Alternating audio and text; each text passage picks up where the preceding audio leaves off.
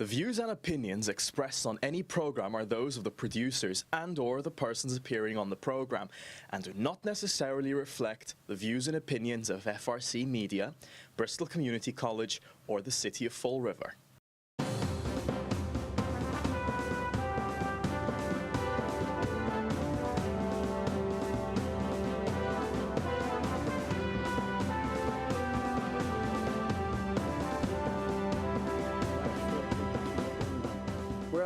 Welcome to Spindle City Straight Talk. I'm Chip. And I'm CJ. And it is Friday in the Rib. And we will not be having a show on Monday. Monday, that's right. It is Columbus Day. Columbus Day or Indigenous Persons Day, depending on who you talk to. Well, it started out as Columbus Day. It started out as Columbus Day. And I still believe it's Columbus Day, and the Italians want to keep it Columbus Day. And, you know, the indigenous people in this indigenous people, there are no indigenous people on this continent because they came over from Asia on the ice bridge. Mm-hmm. They weren't originally from North America anyway. So the indigenous crowd had better check their anthropology because that's not, there were no indigenous Homo sapiens in North America until they came here from Asia. So let's get the record straight, okay? So, and you know, because you studied anthropology for a while. Actually, I wanted to major in physical anthropology, and you know, there's no colleges in this area that have physical anthropology degrees. They have social anthropology, like Margaret Mead, the brilliant, social anthropologist. Yeah, it's an extremely interesting subject. I mean, I found it interesting anyway. That's why I wanted to major in it. But it's very interesting. So social anthropology is interesting too. But I'm not. Sociology is not. It's not something I wanted to major in. So yeah. But to get social work isn't your business. No. Yeah. So we've got a few things to talk about. But let's start with. Something that's like yin and yang, the good and the bad. I was pleased to see a little blurb on the radio about the Fall River Police Department making an arrest, and because I like it when they get credit, because we see police condemned all the time, and we have a city that's been #1 in crime for a couple of years. There's crime. They pretend there isn't any crime. But they made a bust. I guess they had one individual who had a gun, one individual had a gun and pot, one individual who had drugs. So, it wasn't a major thing, but it's good because, it shows that they're out there every day, trying to hold the line to make this city better. And they're not just at the donut shops. And they should be appreciated. I agree. That. But I don't know who gave the reporter that little dialogue, but the thing that kind of soured the taste of that at the end was they used it as a promo. Because the reporter said, oh, Fall River is growing and the MBTA is coming. It's like, who called you, Paul? They wanted to make a promo for the MBTA? I mean, look, let's the police, showing that the police are out there every day is something that this community should be reminded of all the time, because they get a lot of bad raps, but they're out there every day. They put on that, they strap on that gun belt and go out there, put themselves in harm's way every day to protect the people, and that should be acknowledged. And it's not enough. And I was glad to see that on TV. I mean. But the ending kind of soured it a little bit. We don't need another promo for the MBTA. Well, it's interesting you should mention the MBTA. I was in a dialogue. A dialogue. It was a dialogue, a constructive dialogue. Really? A constructive debate amongst many people, and there was maybe 2 or 3 people out of 14 that were pro MBTA. All the rest were against it, and it was citing things such as an increase in rents, because notoriously, when the MBTA comes to a community, rents increase by 110 to 115%. Yeah. Okay? That's a big increase, especially for Fall River. In addition to what they're already going up. Exactly. And the fact that the administration and Ken Fiola are so adamant about getting the train into Fall River. And the reason they are is they've got to protect their friends. They've got to protect their investments. They've got to protect their income stream. Follow the money. Follow the First money, show, exactly. 10 years ago. That's Follow right. the money. Follow the money. And because if the train doesn't come to Fall River, guess what? Yep. All those properties are going to lose value. Rents will go down because they have to. And people are saying, well, you know, it'll be an hour train ride to Boston. I said, no, it won't. I said, I don't know where you're getting that hour from. I said, go to the meeting on the 13th. They will tell you it's a 2.5-hour drive. Yeah. It's a 2.5-hour ride on the train. It takes you nearly an hour to get from Quincy Adams and Braintree to Boston. Right. With all the stops at JFK and downtown crossing, and Not I only rode that that- thing a lot. It takes nearly an hour to get there from like I said, Quincy Adams. Right. And what's interesting is the Department of Transportation just announced that the trains along the route will now be able to move from 10 miles an hour to 25 miles an hour. Now calculate that. It's 55 miles or 60 miles from Boston. I don't know if they're going to allow that. They're not electrified yet. The emissions that it's going to cause. But the thing And is the derailments we're going to have. they've just allowed it to 25 miles per hour. Now, 25 miles per hour, going 55 or 60 miles, that's 2.5 hours. Yeah. That's 2.5 hours. That's basic math. Yeah. Well, And- but there you go again with math. Math, I know. And it makes it very interesting because when I explained that to the 2 or 3 people that were there that were all pro train because they could do their work on the train for the hour and they could, they wouldn't be stuck in traffic. An hour. Are they dreaming? Yeah, well, all of a sudden, when I said 2.5 hours, they were, what's the difference between taking the train or driving? At least if I drive, I can leave when I want. Yeah, actually, you get there quicker. Yeah. Because you can use the high occupancy vehicle lane if you carpool. Yeah. And you'll probably get in, even on a bad day, 2 hours. Right. Maximum. Look, and I drive into Boston a lot now when I go up there to Mass General and stuff like that. It's hellish all the time. Yep. Sometimes you get a pretty good one. You get up there in an hour and 15 minutes, an hour and 20. Other times it's 2 hours, a little over 2 hours, a little under 2 hours. But you can do it in your car. And, granted, you can't sit down and do your work. But you can't really do your work on a T. Let me tell you something. These people don't understand a T. This T, it stops and goes. You're doing this in your seat all the time. What are you going to put your laptop in your thing and you're going to rock? You're going to get seasick. And the closer you get to Boston, the more crowded the T becomes. Yes. Because you're going to leave here, there's going to be 2 people in the car. By the time you start getting into Boston, especially if you're at the work period, it is going to be packed. Well, It's going to be standing room. And you're going to see that increase between Fall River and New Bedford and Middleborough. Yep. As soon as they hit Middleborough, boom. That's it. All bets are off. All Once bets you are start off. getting into Braintree, Quincy Yep. Adams, Quincy, those are the stops where you start getting everybody on. JFK, you got all the people going to UMass and stuff up there. The plate. Look, I rode the T for years because when we had an arbitration, we knew we might be there all day, and we had to get there. So we left early, took the T, and it was a pain in the neck from Quincy Adams. But those cars on the way back, they were like being in New York City. You're like sardines. You can't work going up there because you're going to be standing, or people are going to be sitting. You're going to be like this in the seat. Look, these people are delusionary. But then again, if they're for it, they're probably listening to our mayor, which segues into what I wanted. Our mayor, again, not double down, he tripled down. He went on there with his, listen,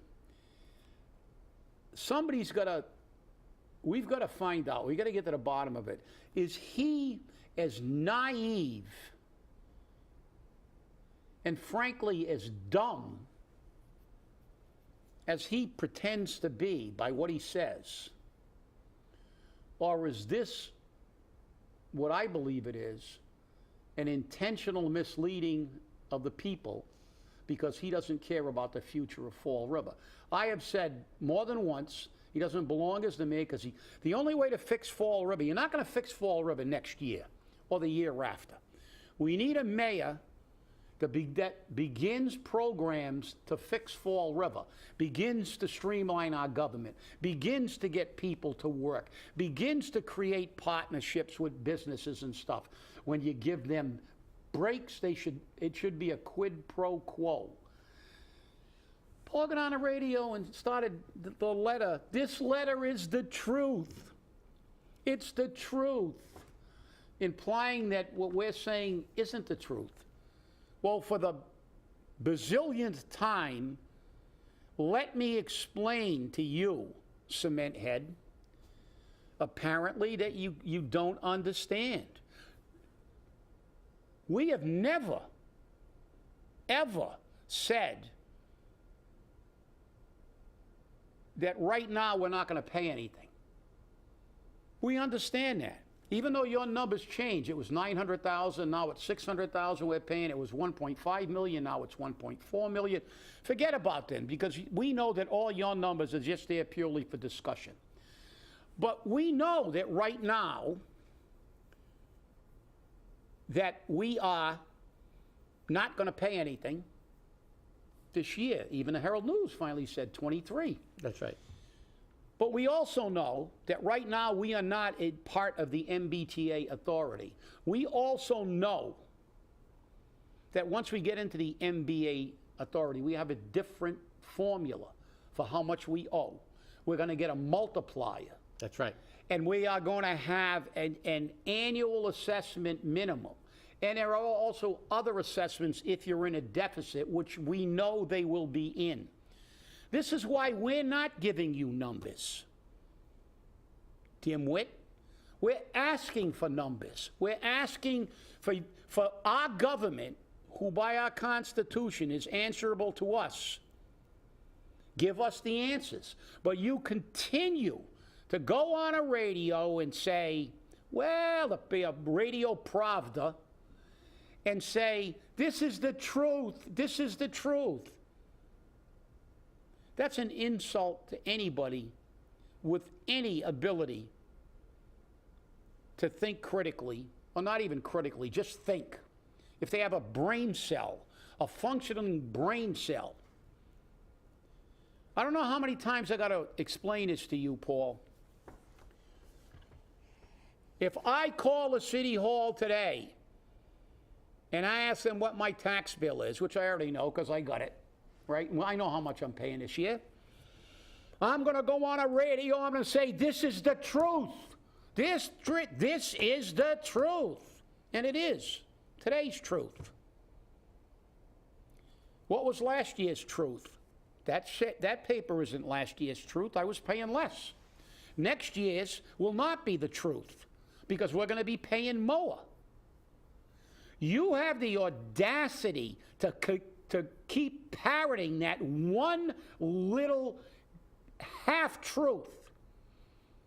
You only talk about this year. That's why you don't deserve to be mayor.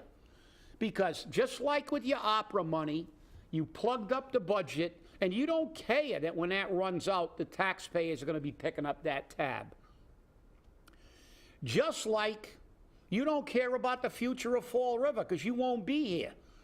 You ran out of Fall River as soon as you retired. You only came back to be a politician, and that's what you're being. I challenge you. I challenge you. I've already said I'll bet you to tell me we're not going to be paying more next year for everything, even CERTA. CERTA's not going to get pay raises? They're not going to have increased operating expenses? You think we're going to pay exactly the same we're paying to CERTA next year? I want you to come on and say that. I want you to come on and tell the people that we're never, ever going to pay more, because that's what you're implying. And that is disingenuous at best and a flat-out lie at worst.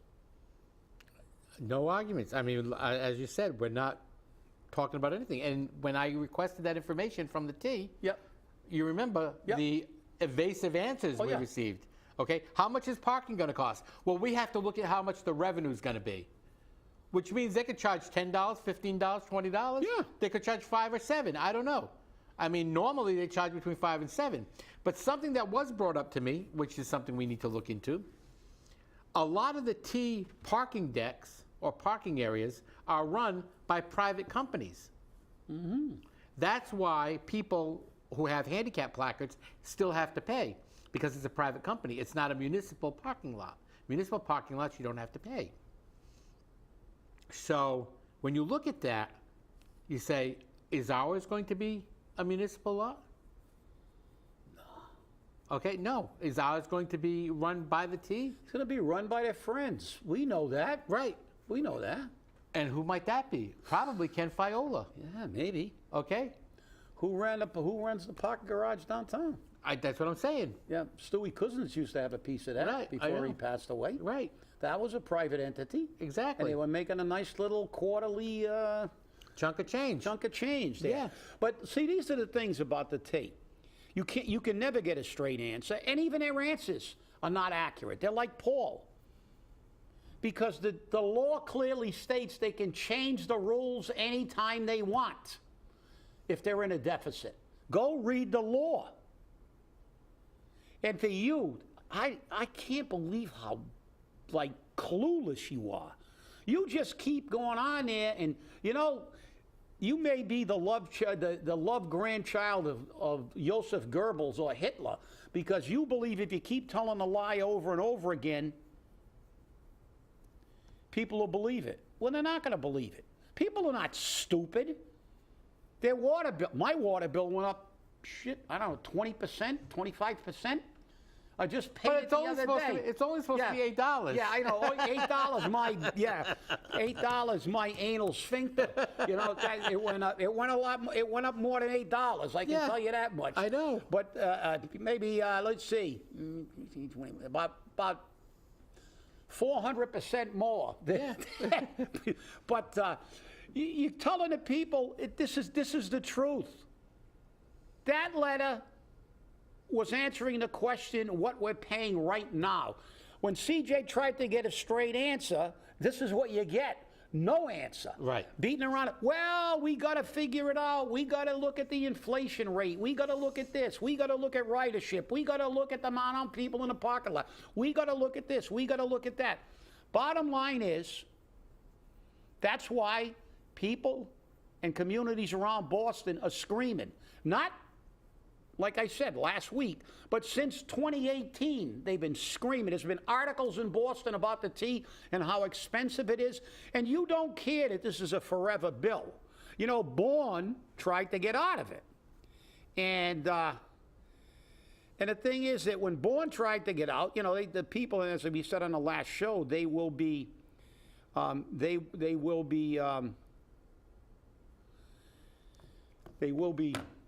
sorry they didn't.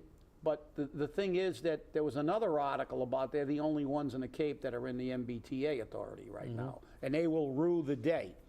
But the fact is that, look, you're violating. You put your hand up and you swore to obey the Constitution.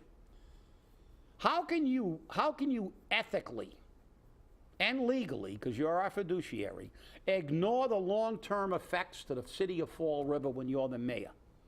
That is disgraceful. Just say this is what we're paying this year. Even if you, and you wouldn't be lying if you said I have no idea, because they won't give me a number, and we know that. That's why when I wrote and I wanted projected numbers, we'll never get those, because you know what we're going to get?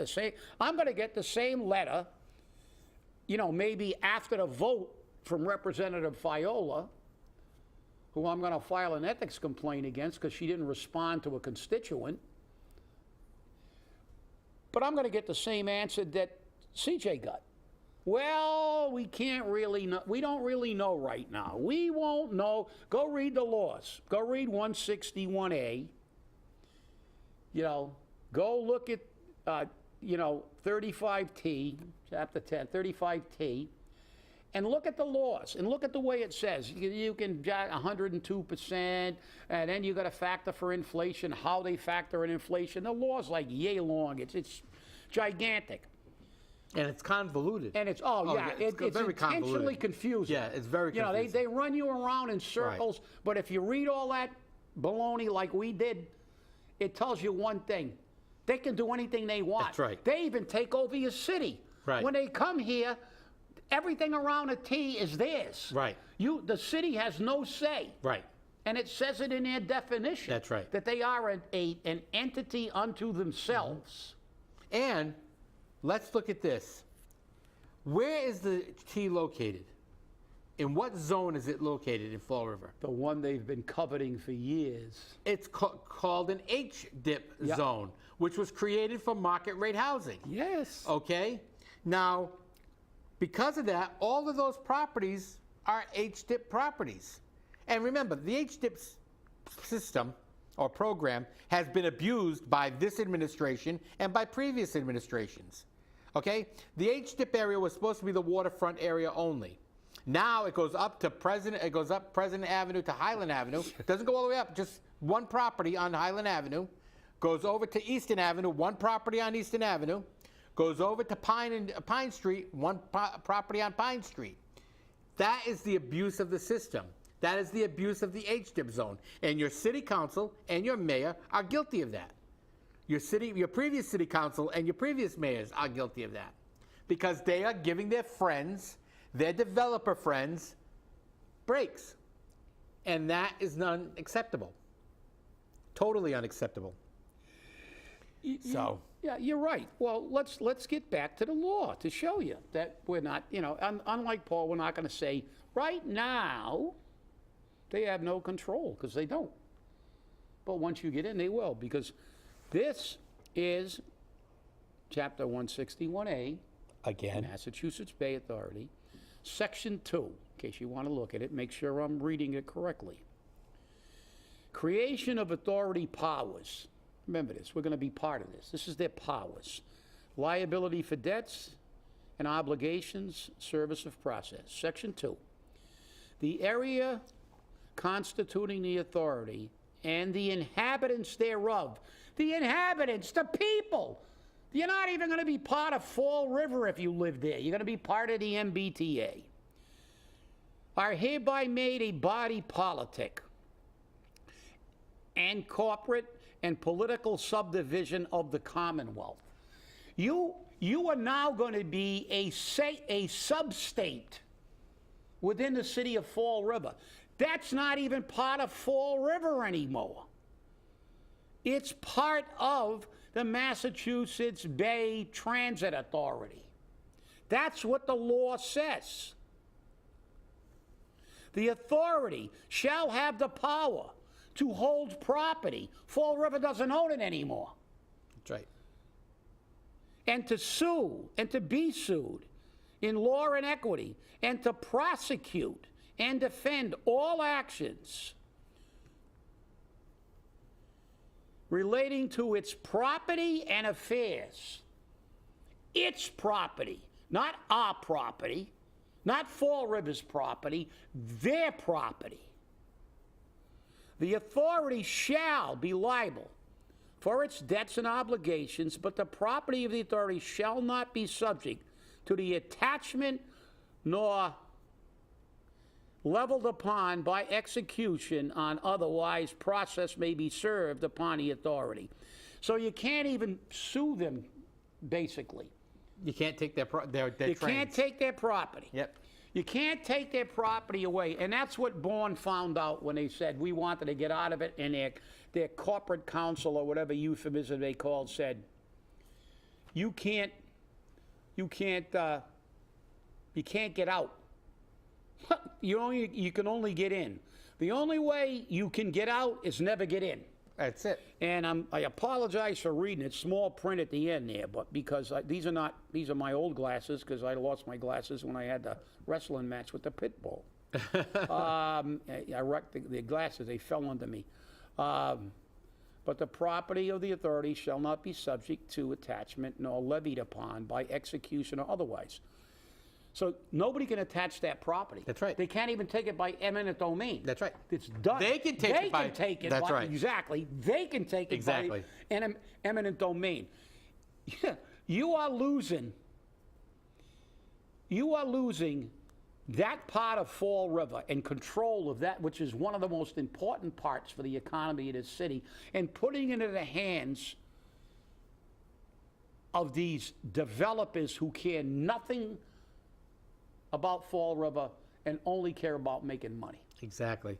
And what they're hoping for, because remember, the question on the in November is going to appear on a separate ballot, not your state ballot. So what they're hoping is that you forget to fill out that separate ballot and don't file it, so that all the yes people can do it and everyone else forgets. This way it keeps the numbers down, because this corporate council already said the charter's requirement doesn't apply here because the city council created this. So I thought that was very interesting. Speaking of the city council, we only got a couple of minutes left. Paul finally is going to appoint his charter commissioners. On Tuesday, they're going to be, they've been appointed, and they're seeking approval from the city council. Paul Machado, an attorney. John Mitchell, former mayor and attorney. Mimi Larrabee. Oh, the one who criminally covered up for, Yes. yeah, of course. Yep, Mimi Larrabee, one of his friends. Yeah, but you know that Paul had nothing to do with that cover-up, even That's right. though the guy he used to walk with every morning, and Mimi Larry, now she's on a committee.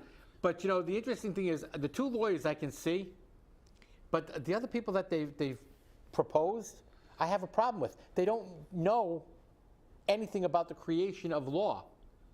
Okay, just like our charter commissioners that were elected didn't know, except for They did have one lawyer. they had one lawyer, right? That was David Assad. David Assad. Yeah. Okay, but again, even that one lawyer followed the lead of Mike Mioza. Yeah. Look, we know that these are all appointees who are friendly to him.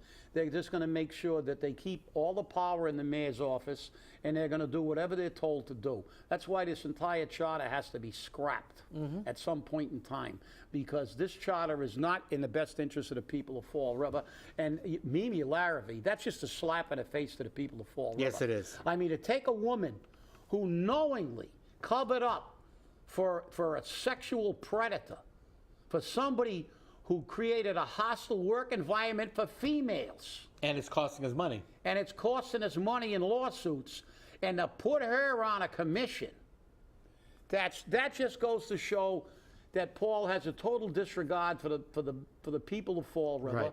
And he has a total disregard for Fall River's future. And he had a total disregard for the charter, because this committee was supposed to be created earlier in the year. That's right. Okay, and it wasn't He's until only doing it because we brought it up. and I did it in the citizens' input.